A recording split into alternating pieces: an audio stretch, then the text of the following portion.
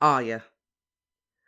They travelled dawn to dusk, past woods and orchards and neatly tended fields, through small villages, crowded market towns, and stout holdfasts. Come dark, they would make camp and eat by the light of the red sword. The men took turns standing to watch. Arya would glimpse firelight flickering through the trees from the camps of other travellers. There seemed to be more camps every night, and more traffic on the King's Road by day. Morn, noon, and night they came, old folks and little children, big men and small ones, barefoot girls and women with babes at their breasts. Some drove farm wagons or bumped along in the back of ox carts. More rode, draft horses, ponies, mules, donkeys, anything that would walk or run or roll. One woman led a milk cow with a little girl on its back. Arya saw a smith pushing a wheelbarrow and his tools inside, hammers and tongs and even an anvil, and a little while later a different man with a different wheelbarrow, only inside this one were 2 babies and a blanket. Most came on foot, with their goods on their shoulders and weary, wary looks on their faces. They walked south toward the city, toward King's Landing, and only 1 in 100 spared so much as a word for Yoren and his charges travelling north. She wondered why no one else was going the same way as them. Many of the travellers were armed. Arya saw daggers and dirks, scythes and axes, and here and there a sword. Some had clubs made from tree limbs, or carved knobby staffs. They fingered their weapons and gave lingering looks at the wagons as they rolled by, yet in the end they let the column pass. 30 was too many, no matter what they had in those wagons. "Look with your eyes," Syrio had said. "Listen with your ears." One day a mad woman began to scream at them from the other side of the road.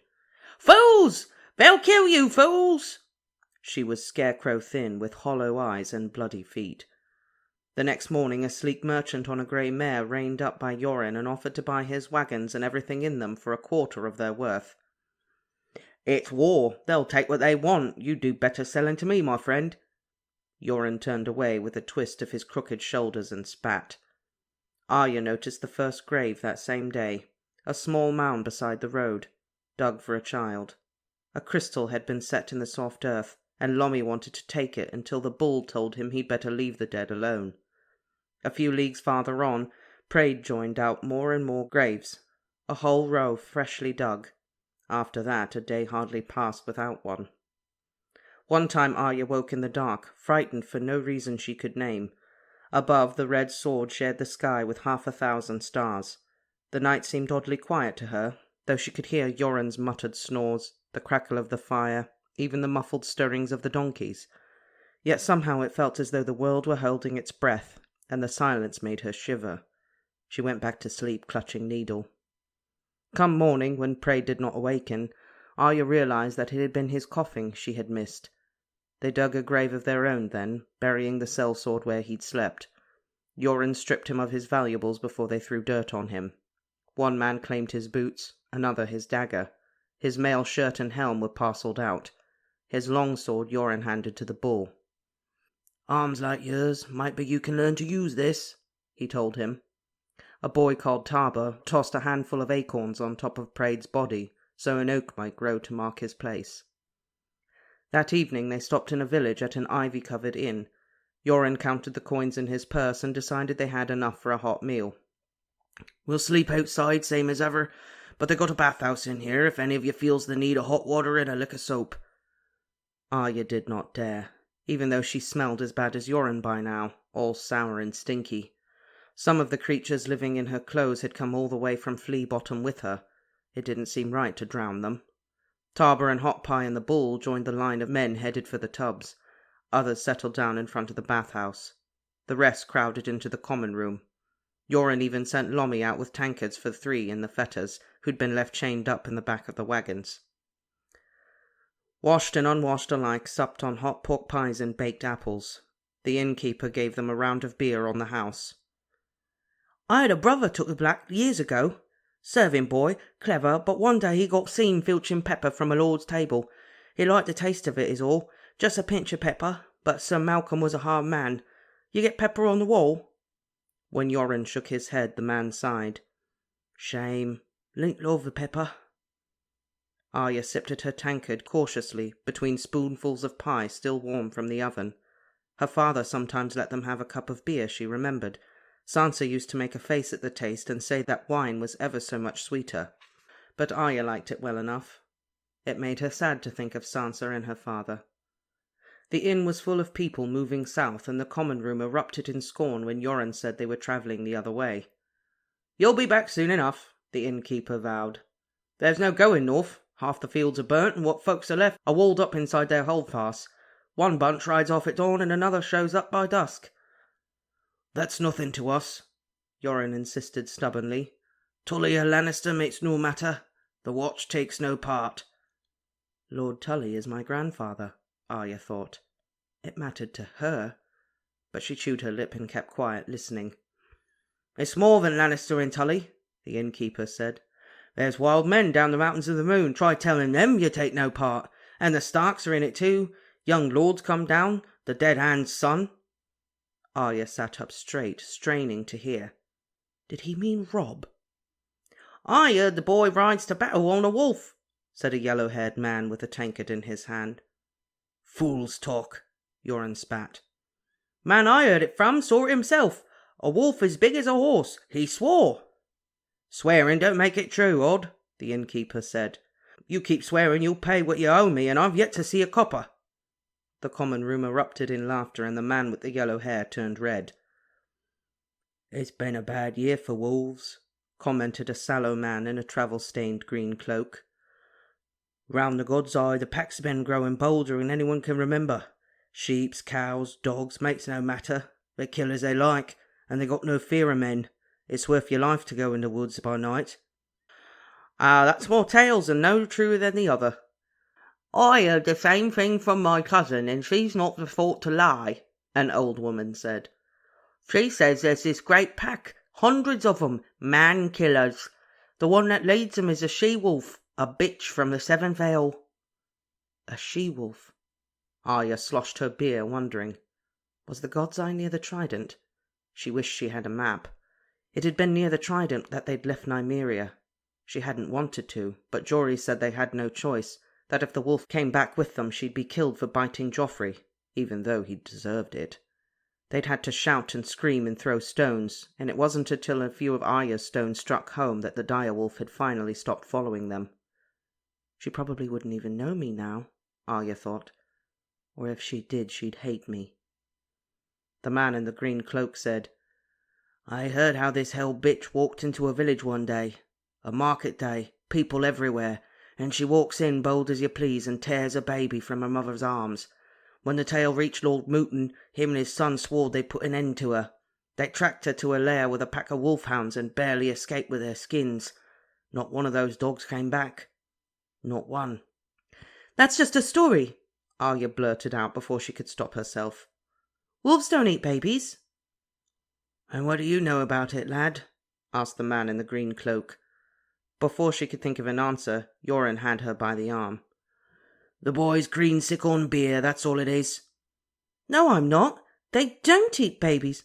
"Outside, boy, and see that you stay there until you learn to shut your mouth when men are talking." He gave her a stiff shove toward the side door that led back to the stables. "Go on now, see that stable boy has watered our horses." Arya went outside, stiff with fury. "They don't," she muttered, kicking at a rock as she stalked off. It went rolling and fetched up under the wagons. "Boy," a friendly voice called out. "Lovely boy." One of the men in irons was talking to her. Warily, Arya approached the wagon, one hand on Needle's hilt. The prisoner lifted an empty tankard, his chains rattling. "A man could use another taste of beer. A man has a thirst, wearing these heavy bracelets." He was the youngest of the three, slender, fine-featured, always smiling. His hair was red on one side and white on the other, all matted and filthy from cage and travel. "A man could use a bath, too," he said when he saw the way Arya was looking at him. "A boy could make a friend." "I have friends," Arya said. "None I can see," said the man without a nose. He was squat and thick with huge hands. Black hair covered his arms and legs and chest, even his back. He reminded Arya of a drawing she once saw in a book, of an ape from the Summer Isles. The hole in his face made it hard to look at him for long. The bald one opened his mouth and hissed like some immense white lizard. When Arya flinched back, staring, he opened his mouth wide and waggled his tongue at her, only it was more a stump than a tongue. "Stop that!" she blurted. "A man does not choose his companions in the black cells," the handsome one with the red and white hair said. Something about the way he talked reminded her of Syrio. It was the same, yet different too. "These two, they have no courtesy. A man must ask forgiveness. You are called Arya, is that not so?" "Lumpy head," said the noseless one. "Lumpy head, lumpy face stick boy. Do give a care, Loreth, he'll hit you with his stick." "A man must be ashamed of the company he keeps, Arya," the handsome one said. "This man has the honour to be Jaqen H'ghar, one of the free city of Lorath. Would that he were home. This man's ill-bred companions in captivity are named Rorge," he waved his tankard at the noseless man, "and Biter." Biter hissed at her again, displaying a mouthful of yellowed teeth filed into points. "A man must have some name, is that not so? Biter cannot speak, and Biter cannot write, yet his teeth are very sharp, so a man calls him Biter, and he smiles. Are you charmed?" Arya backed away from the wagon. "No, they can't hurt me," she told herself. "They're all chained up." He turned his tankard upside down. "A man must weep." Rorge, the noseless one, flung his drinking cup at her with a curse. His manacles made him clumsy, yet even so he would have sent the heavy pewter tankard crashing into her head if Arya hadn't leapt aside. "You get us some beer, Pimple, now!" "You shut your mouth!" Arya tried to think of what Syria would have done. She drew her wooden practice sword. "Come closer," Rorge said, "and I'll shove that stick up your bunghole and fuck you bloody." Fear cuts deeper than swords. Arya made herself approach the wagon. Every step was harder than the one before. "Fierce as a wolverine, calm as water." The words sang in her head. Syria would not have been afraid. She was almost close enough to touch the wheel when Biter lurched to his feet and grabbed for her, his irons clanking and rattling. The manacles brought his hands up short, half a foot from her face. He hissed. She hit him, hard, right between his little eyes. Screaming, Biter reeled back, then threw all his weight against his chains. The link slithered and turned and grew taut, and Arya heard the creak of old dry wood as the great iron rings strained against the floorboards of the wagon. Huge pale hands groped for her while veins bulged along Biter's arms, but the bonds held, and finally the man collapsed backward. Blood ran from the weeping sores on his cheeks. "A boy has more courage than sense," the one who had named himself Jaqen H'ghar observed. Arya edged backward away from the wagon. When she felt the hand on her shoulder, she whirled, bringing up her stick sword again, but it was only the bull. "What are you doing?" He raised his hands defensively. "Yoren said none of us should be near these three." "They don't scare me," Arya said. "Then you're stupid. They scare me." The bull's hand fell to the hilt of his sword, and Rorge began to laugh. "Let's get away from them." Arya scuffed at the ground with her foot, but she let the bull lead her to the front of the inn. Rorge's laughter and Biter's hissing followed them. "Want to fight?" she asked the bull. She wanted to hit something. He blinked at her, startled. Strands of thick black hair, still wet from the bathhouse, fell across his deep blue eyes. "I'd hurt you." "You would not." "You don't know how strong I am." "You don't know how quick I am." "You're asking for it, Arya." He drew Praed's longsword. "This is cheap steel, but it is a real sword." She unsheathed needle. "This is good steel, so it's realer than yours." The bull shook his head. "Promise not to cry if I cut you." "I'll promise if you will." She turned sideways into her water dancer's stance, but the bull did not move. He was looking at something behind her. "What's wrong?" "Gold cloaks." His face closed up tight. It couldn't be, Arya thought. But when she glanced back, they were riding up the King's Road, 6 in black ringmail and golden cloaks of the city watch. One was an officer. He wore a black enamel breastplate ornamented with 4 golden discs. They drew up in front of the inn.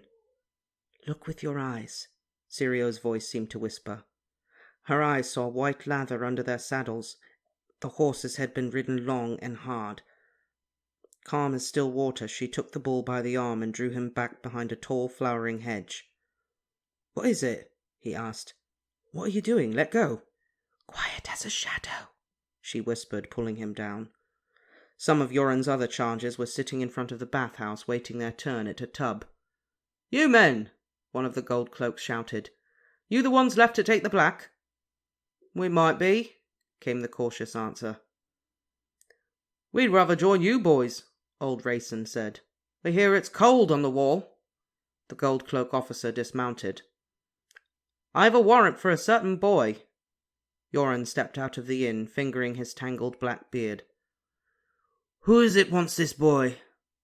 The other gold cloaks were dismounting to stand beside their horses.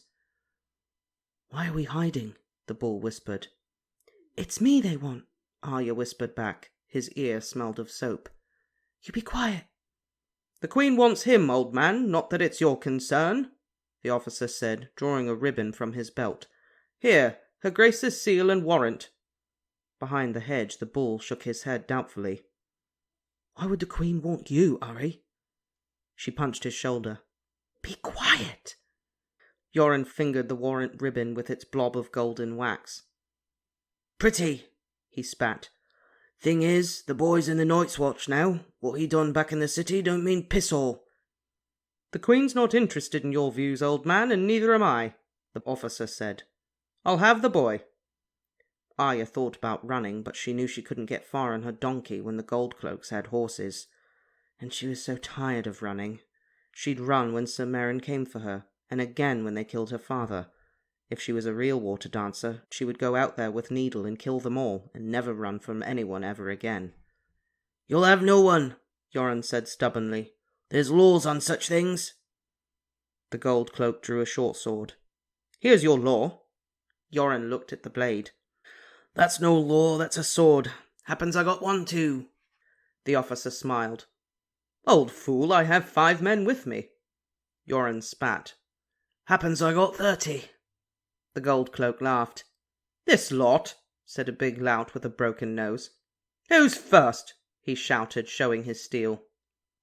Taba plucked a pitchfork out of a bale of hay. "I am." "No, I am," called Cutjack, the plump stonemason, pulling his hammer off the leather apron he always wore. "Me," Kurz came off the ground with his skinning knife in hand. "Me and him," Kos strung his longbow. "All of us," said Raisin, snatching up the tall hardwood walking staff he carried. Dobber stepped naked out of the bathhouse with his clothes in a bundle, saw what was happening and dropped everything but his dagger. "Is it a fight?" he asked. "I guess," said Hot Pie, scrambling on all fours for a big rock to throw. Arya couldn't believe what she was seeing. She hated Hot Pie. Why would he risk himself for her? The one with the broken nose still thought it was funny. "You girls put away them rocks and sticks before you get spanked. None of you knows what end of a sword to hold." "I do." Arya wouldn't let them die for her like Sirio. She wouldn't. Shoving through the hedge with needle in hand, she slid into a water dancer's stance. Broken Nose guffawed. The officer looked her up and down. "Put that blade away, little girl. No one wants to hurt you." "I'm not a girl!" she yelled, furious. What was wrong with them? They rode all this way for her, and here she was, and they were just smiling at her. "I'm the one you want." "He's the one we want." The officer jabbed his short sword toward the bull, who'd come forward to stand beside her, Praed's cheap steel blade in his hand. But it was a mistake to take his eyes off Yoren, even for a second. Quick as that, the Black Brother's sword was pressed to the apple of the officer's throat. "Neither's the one you get, lest you want me to see if your apple's ripe yet. I got me 10-15 more brothers in that inn, if you still need convincing. If I was you, I'd let loose of that gut cutter, spread my cheeks over that fat little horse, and gallop on back to the city." He spat, poked harder with the point of the sword. "No." The officer's fingers uncurled. His sword fell in the dust. "We'll just keep that," Yoren said. "Good steel's always needed on the wall." "As you say, for now." Men! The gold cloaks sheathed and mounted up. You'd best scamper up to that wall of yours in a hurry, old man. The next time I catch you, I believe I'll have your head to go with that bastard boy's. Better men than you have tried. Yoren slapped the rump of the officer's horse with the flat of his sword and sent him reeling off down the King's Road. His men followed. When they were out of sight, Hotboy began to whoop, but Yoren looked angrier than ever. Fool! You think he's done with us? Next time he won't prance up and hand me no damn ribbon. Get the rest of them out of them baths, we need to be moving. Ride all night, maybe we can stay ahead of them for a bit. He scooped up the short sword the officer had dropped. Who wants this? Me! Hotpie yelled. Don't be using it on Arya. They handed the boy the sword, hilt first, and walked over to Arya, but it was the bull he spoke to. Queen wants you bad, boy. Arya was lost. Why would she want him? The bull scowled at her.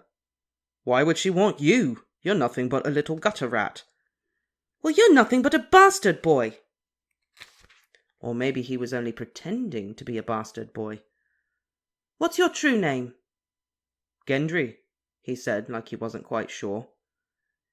Don't see why no one wants either of you, Yoren said, but they can't have you regardless. You ride them two coursers. First sight of a gold cloak, make for the wall like a dragon's on your tail. The rest of us don't mean spit to 'em. Except for you, Arya pointed out. That man said he'd take your head off. Well, as to that, Yoren said, if he can get it off my shoulders, he's welcome to it. But okay, so Bran. Or not Bran. Arya. Yeah. Arya. Is not the one they're looking for. It's actually the bull. The bull. What did Dun, he dun, do? dun. Well, actually, we know what he did. We know what he did, but Arya doesn't know what he did. Well, No. what his dad did, really. But the question is, who knows about him? Right? How? Is it the queen? And did she just lie to Tyrion? Well, how did she find out? I think Yeah. I have a suspicion. You do? Yeah, I think somebody knows and somebody told the queen. Well, I mean, if that's your suspicion, you gotta go with Varys. He has spiders everywhere. He knows everything. Or maybe it's Littlefinger. Littlefinger might know. Or maybe. I mean, Littlefinger took Ned to the brothel. This is true. He took him to the brothel, and he also saw the book. Yeah. He saw the book. That's the book that John Arryn was looking at before he died. Maybe after Ned no longer needed it, Littlefinger took a peek. Yeah. I really can't remember if they tell us who actually figured it out or who sent the guards. I don't remember if you find out either. So I'm really speculating in my head. It isn't even let's not reveal it just yet. I really can't remember. Yeah, I really can't remember either. My money's on Littlefinger. Maybe. Either way, we also got to see some of the horrifying consequences of war through Arya's eyes. All the graves littered on the side of the road. All the people running away with all of their possessions. And still merchants trying to make a profit.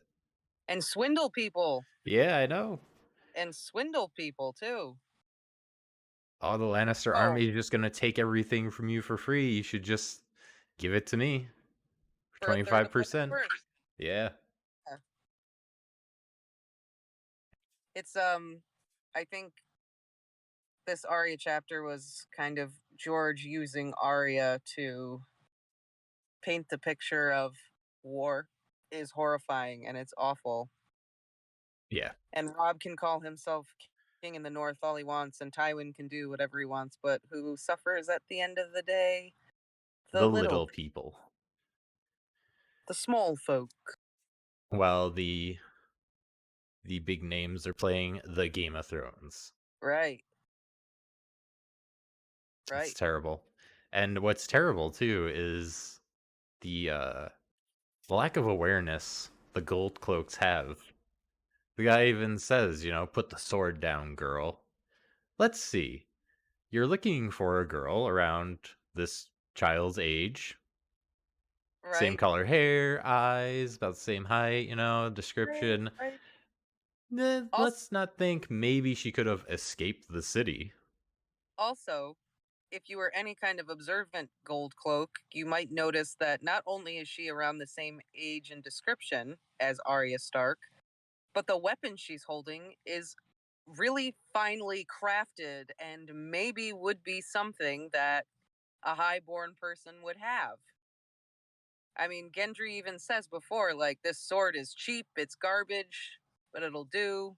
And he even talks about how nice the sword is that Arya has. Or Arya talks about how good her sword is. Like, if that guy had been paying any attention, he'd be like, yo, you're a little girl and you got a really nice sword. Could you be Arya Stark by chance? Right? And you think I'm here for you.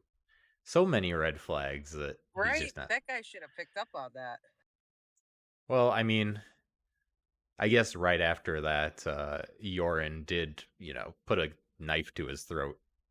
So he maybe lost train of thought. Yeah, maybe he got distracted a little bit. Yeah, just a little bit. But yeah, I would say that Gendry's in a little bit of hot water and maybe they better hustle up to the wall. I know. I think Yoren's in a lot of hot water too. Yeah, I think Even more Yoren's in than some trouble. Gendry. Mm-hmm. Yeah, I think he's in some trouble. But he could have just handed him over at the sign of trouble, but he's keeping his word. He's sticking to his promise.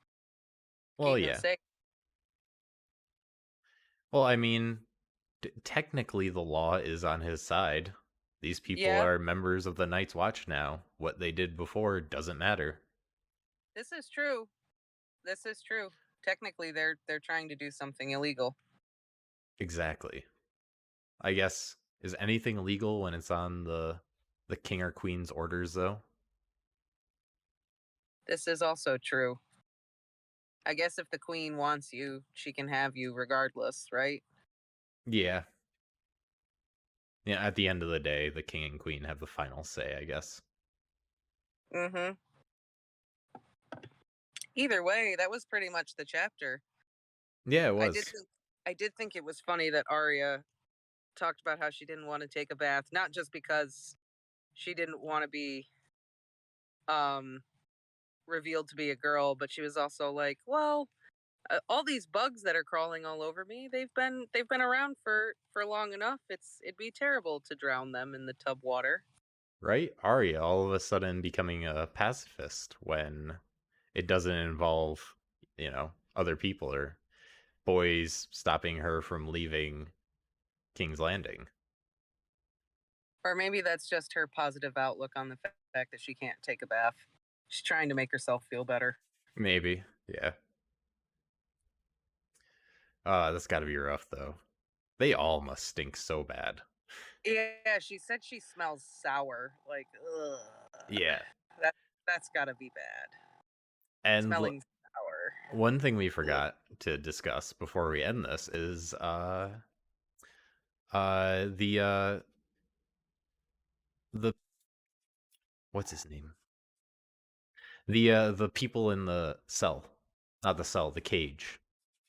Oh, Jack and The, Hagar. yes, Jack and Hagar, Biter, Yeah. and It's who was the Rorg last one? or Rorg or Roar, whatever. yeah. The one without a nose. Yeah, the guy without a nose. Oh I don't yeah, that whole scene. Yeah. Man, Biter always creeps me out. Like even the first time I read this, I don't know. I was just thinking like just imagine like filing down your teeth. Yeah, Like I ow. couldn't how it just hurts and Ow. I don't know why. He's like the creepiest character because of that. I don't know. The other one said he would take the wooden sword and rape Arya with it till she was bloody. That was pretty gross too. Yeah, that is, but I feel like that's Still a lot of people would do that. I think less people would file down their teeth. And it All right, even fair. says that his tongue is like a nub. So he probably Yeah, so he probably bit it off at some point. right. He probably bit off the end of it. Right? Imagine just chewing your food and you accidentally bite your tongue. Except your teeth are razor blades now.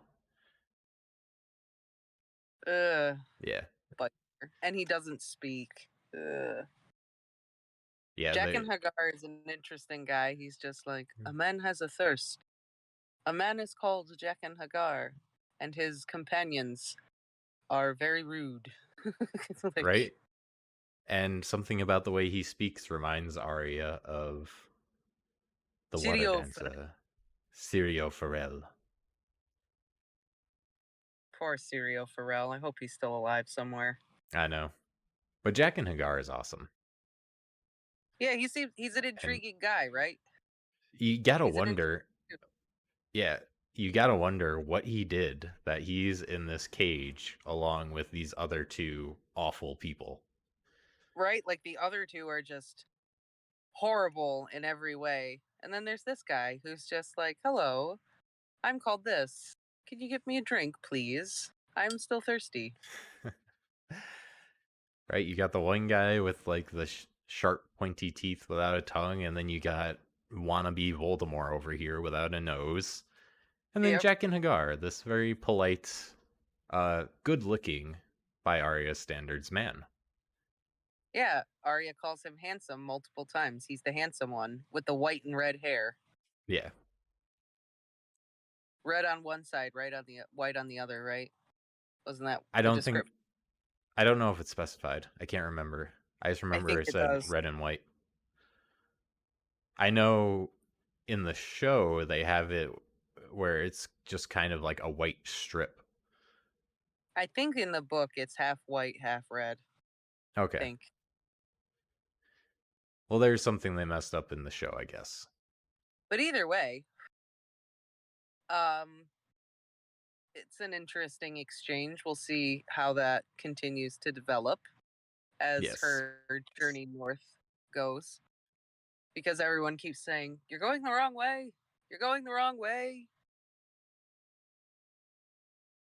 What's going to meet them as they continue to go north? Are they going to get in trouble or are they going to make it? They're going to make it all the way up north. Ah, man, I don't know. I mean, there's a lot standing in their way. There is a lot. And now the gold cloaks are pissed off at them. Very pissed. How long will it take them to get back? You know, how long have they been riding? Because, what, they said they've been walking for a week now? Yeah, Something like that? So how long have the Gold Cloaks known? that's true because the comet's in the sky, right? So the comet's in the sky at this particular moment in time in every chapter. So we can assume that everything is happening right around the same time. I feel like they've been going for a hot minute. Yeah. And they haven't even reached the war front lines yet, or even the back No, lines. So I don't know. I yeah, guess we'll just see how it goes. We're gonna hop across the lines in the next chapter to go see how John's doing up on the wall. yay! Let's go see what John's up to. Has he gone past the wall yet? Has he found Has he more left? zombies? Will we see Yes. more zombies? Is Ghost still being the best boy? Obviously, yes. Is Come the on, it's Raven still Ghost. being? Is the Raven still being a good boy?